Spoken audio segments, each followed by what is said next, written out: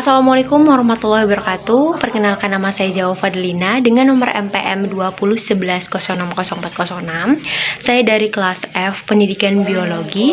Di sini saya akan memaparkan ataupun menjelaskan sedikit materi tentang komponen-komponen perencanaan pembelajaran. Berikut ini adalah penjelasannya. Nah, sebelum kita masuk ke dalam komponen perencanaan pembelajaran, terlebih dahulu kita harus mengerti apa itu perencanaan pembelajaran. Perencanaan pembelajaran itu adalah proses penetapan serta pemanfaatan sumber daya secara terpadu sehingga dapat menunjang kegiatan dan upaya secara efisien dan efektif untuk mencapai tujuan tertentu.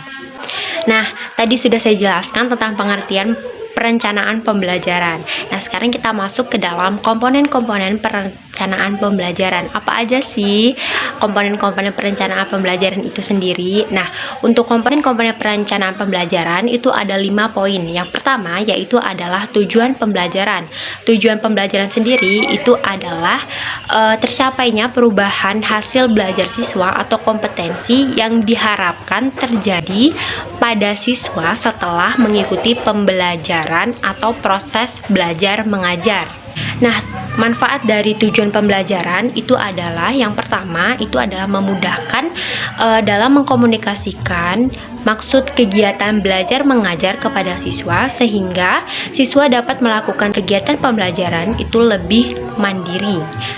Yang kedua yaitu adalah memudahkan guru untuk memilih dan menyusun bahan ajar. Nah, yang ketiga yaitu adalah membantu memudahkan guru untuk menentukan kegiatan pembelajaran serta media pembelajaran yang akan digunakan. Nah, untuk manfaat tujuan pembelajaran yang terakhir yaitu adalah memudahkan guru untuk mengadakan penilaian. Nah, komponen perencanaan pembelajaran yang kedua yaitu adalah isi atau materi pembelajaran. Materi pembelajaran itu merupakan hal terpenting atau komponen terpenting dalam proses pembelajaran. Karena penentuan materi pembelajaran itu harus sesuai dengan tujuan pembelajarannya. Nah, ada beberapa hal yang harus diperhatikan dalam menyusun materi pembelajaran. Yang pertama yaitu adalah materi pembelajaran harus berdasarkan atau sesuai dengan tujuan pembelajaran. Yang kedua yaitu adalah materi pembelajaran itu harus berkesinambungan atau urutan yang jelas. Yang ketiga yaitu adalah materi pembelajaran itu harus dari yang sederhana menuju yang kompleks agar siswa itu dapat memahami.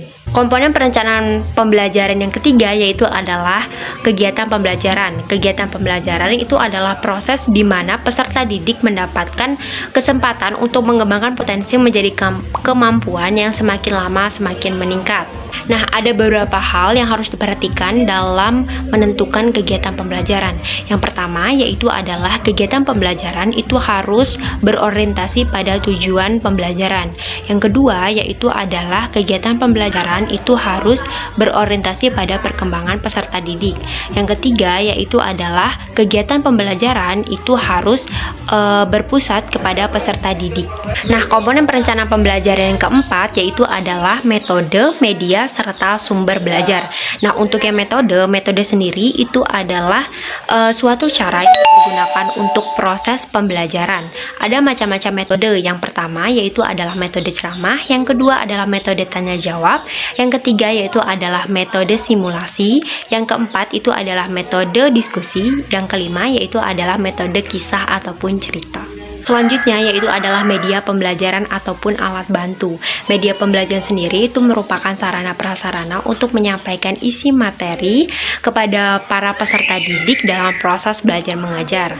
Adapun manfaat dari media pembelajaran sendiri itu yang pertama itu adalah memudahkan siswa itu untuk lebih memahami isi materi yang disampaikan oleh guru. Yang kedua itu adalah menarik perhatian siswa untuk lebih menumbuhkan motivasi belajar.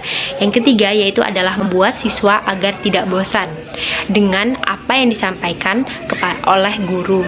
Adapun jenis-jenis dari media pembelajaran yaitu yang pertama adalah media visual, di mana media visual ini berfungsi untuk menyampaikan isi materi melalui audio. Yang kedua yaitu adalah media visual, di mana media visual ini berfungsi untuk menampilkan ataupun menyampaikan isi materi melalui indera penglihatan. Yang ketiga yaitu adalah media audiovisual, di mana mana media ini berfungsi untuk menampilkan suara serta gambar dalam penyampaian materi. Yang keempat yaitu adalah media serbaneka, di mana media ini itu dipergunakan ataupun disesuaikan dengan potensi daerah masing-masing untuk media pengajaran. Selanjutnya yaitu adalah sumber belajar. Sumber belajar merupakan segala sesuatu yang dipergunakan dalam proses belajar mengajar untuk mencapai tujuan pembelajaran.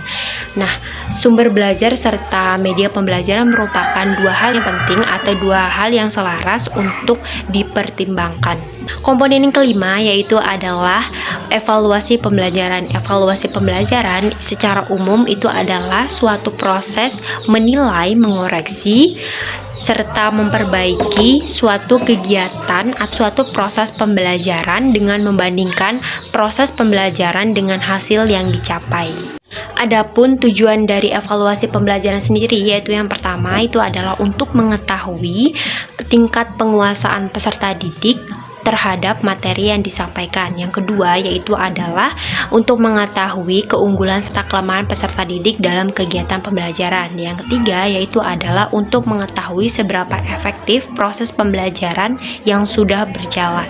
Nah, jenis-jenis evaluasi pembelajaran itu ada dua. Yang pertama itu adalah evaluasi formatif, di mana evaluasi formatif adalah sebuah penilaian pada hasil-hasil belajar peserta didik dalam proses pembelajaran. Nah, untuk waktu pengerjaannya itu secara rutin, yaitu per bulan, per tahun dari hasil penilaian.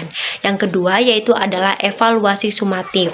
Evaluasi sumatif itu adalah sebuah penilaian dari hasil belajar siswa pada proses pembelajaran yang kurun waktunya yaitu adalah di akhir pembelajaran yang sudah ditetapkan.